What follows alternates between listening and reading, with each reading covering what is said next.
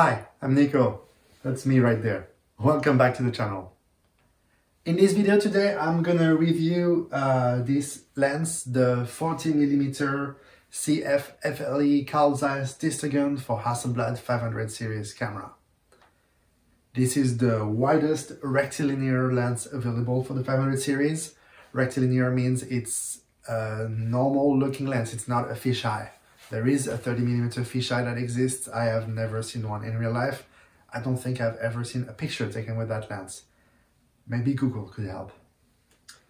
There is also a wider lens available in the Hasselblad system. It's the 38mm Biogun, but this is not a standalone lens.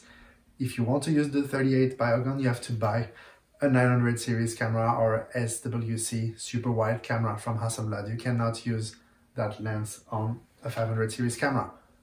So for all intents and purposes, this is the Hasselblad wide angle. This is the widest you'll get with your 500 series camera. The 40mm CF was only ever made with the FLE. So unlike the 50mm where you could get mistaken and buy a version without the floating lens elements, with the 40mm CF lens you're safe. If the ad on eBay or whatever says it's a CF 40mm, then it has the floating lens element. Let's have a closer look at the front of the lens, because that's an area that's confusing for many people who don't own the lens yet. As it was originally delivered, the lens comes with two front caps, one in 86mm and one in 93. And that's because if you look at the front of the lens, there is two extra rings. Because you have two mounting options. You have an 86mm ring, and then you have an extra ring provided by Hasselblad with the lens, which has a 93mm thread. Why is that? That's because there is some sort of a petal lens hood that is screwed onto the lens and that you won't get off. And this protrudes slightly out. So if you can use the 86mm ring for step-up rings and for adapters to something like the Lee system or the Coquin Zeiss system. But you won't be able to directly mount filters to that 86mm thread because the petal hood is sticking out. If you want to use single circular filters, you need to use something with a 93mm thread. And that's why Hasselblad provided that adapter thread. And finally, if you don't use filters at all, Hasselblad provided an extra threaded ring of metal that you can put on your 93mm thread, so you have the lens in this configuration. So if this isn't complicated enough for you and you still want in, you have to consider the size of the lens. This protruding front element is huge. You can see that the lens is as wide as the body of the camera. Compared to something like a 50mm or 60mm or the 80mm, this is much bigger and it won't fit as nicely in a photo bag.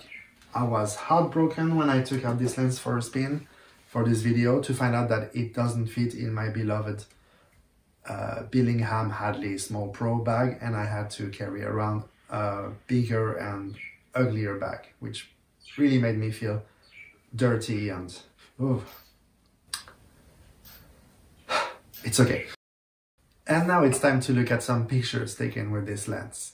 For the purpose of this video, I shot two rolls of color negative, Portra 160, and one roll of black and white HP5. So looking at the contact sheet, we can see that the colors are really nice, maybe a little less saturated than the 50mm. There's those very nice sun stars that seem to happen every time the sun is in the frame. And there's a really nice contrast, strong contrast and nice pop to the images. This is the Carl Zeiss look, and this is definitely a lens that is meant for landscape and architecture. Let's start here, a very strong contrast image. The sun is in the frame and produces a really nice 10-armed sun star. That's because of the 5 aperture blades in this lens. Same as all CF lenses, by the way, 5 aperture blades. It's a very sharp picture taken at f8. There's a little bit of ghosting happening with this lens here. And if you look at the bottom left hand side of the frame, that building, you can see that when you're not shooting perfectly level, the perspective gets really weird really quick with the 40mm because it's such a wide angle of view. In that case, I think it's okay. I think it adds to the feeling of that picture. More sun stars, and now you can see how much contrast is lost if you get too much of the sun in your frame.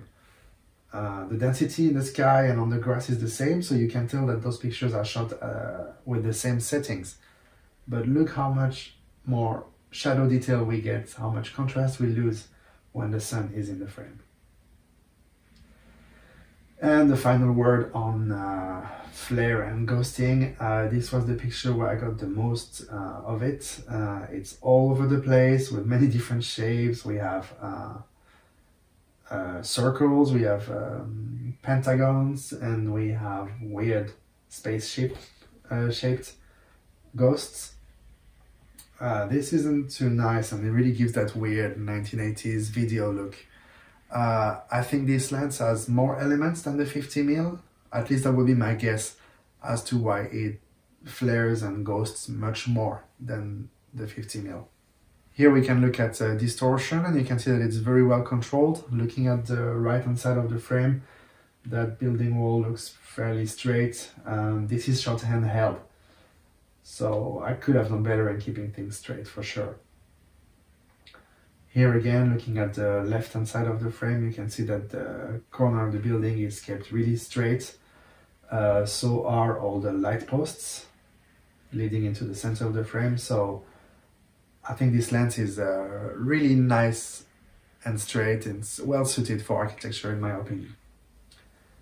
Again, here you notice the very nice size, color and pop. With this picture, we can have a look at how the 40mm blurs backgrounds. The focusing distance on this picture was 1 meter, so quite a ways from the minimum focusing distance, which is about 45 centimeters. But even then, you can see it does a terrific job at blurring out backgrounds. This is an area where I think medium format is really interesting because it can have that great sense of space and that shallow depth of field while retaining a very wide angle of view. I don't think medium format has such a strong advantage in image field with longer lenses. For example, if you use a 135mm for portraits on small format, you're gonna blur out that background, no questions. So using a 200mm on 645 or 6x6 wouldn't give that much of an advantage. It would be the same feeling. But here with a 40mm, you do something that wide lenses on smaller formats have trouble doing, which is sharp foreground and very blurry background. This picture, I think, has a fantastic Zeiss look. Look how that boat pops. If you look at the 100% zoom, it's super sharp and it has really, really nice rendering. It looks like it's coming out at you. This was shot under a bridge at sunset, so you can see the contrast in the scene is crazy. But color negative can handle that, no problem. We have detail here in the darkest areas, and remember we are under a bridge, so there is no direct sunlight reaching any part of that frame. And then in the background, we even kept detail on the sunny facade and that bit of sky. So really impressive dynamic range for negative film. Another sunset picture. This is taken at f8 on a tripod. And you can see that I lost a lot of the colors that were on the video. I should have exposed a bit darker, but with color negative, I'm always afraid to underexpose.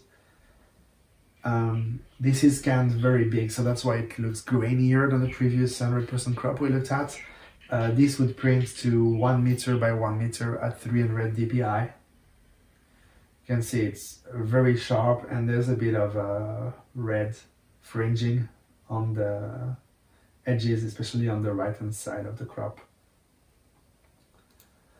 Back on this crop, this would print at 60 by 60 centimeters at 300 dpi, so roughly a 10 times enlargement from the negative, which is usually where I would cap enlargement. If I need to print bigger, I would just use a camera with bigger negatives. That's how I keep grain in control, and make sure that my prints always look gorgeous even if you stick your nose to it. It's because I don't use more than 10 times enlargement. And of course, I couldn't have reviewed the 40mm Hasselblad lens without taking studio portrait with it in the style of the famous and great Platon.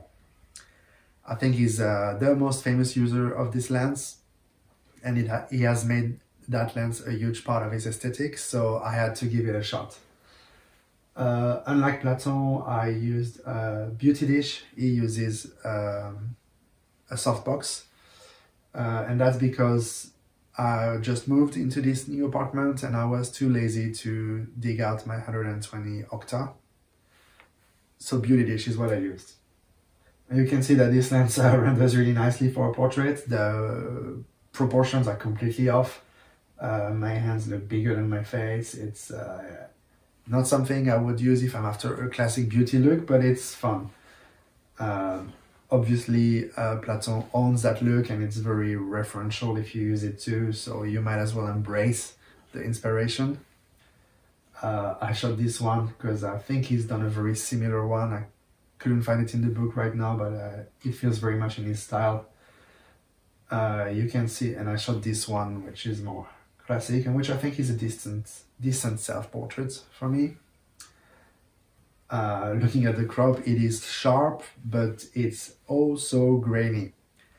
It's made with HP5, which is a film I really don't like at all. Probably my least favorite film of the ones I have tried. I was desperate to get some contrast out of it for this role, so I processed it at 22 degrees. And I think this is what has made the grain blow up like this. 22 degrees in Rodinal. If you like grain, this is your new recipe. Alright, so that was our review of the 40mm Hasselblad. To summarize, it's a sharp lens, it's a contrasty lens, it's a wide lens. It's good in the center and all the way into the corners if you're scanning your film nice and flat and if the film is not curling. It is a little bit prone to flare and ghosting. You will lose quite a bit of contrast if you're not careful, and you will have those not so pleasant artifacts in your picture. It is also a big lens and it's a bit of a pain to carry, so I would not recommend it as a walk-around lens. But if you're looking for something for landscapes and you're serious about it, and architecture and maybe interiors, or if you need that lens for special effect portraits, I would say go for it and get the 40mm CF FLE lens. It's a very nice buy and it will deliver high quality pictures. Thank you for tuning in. I'll talk to you soon about another topic. Have a great day. Cheers.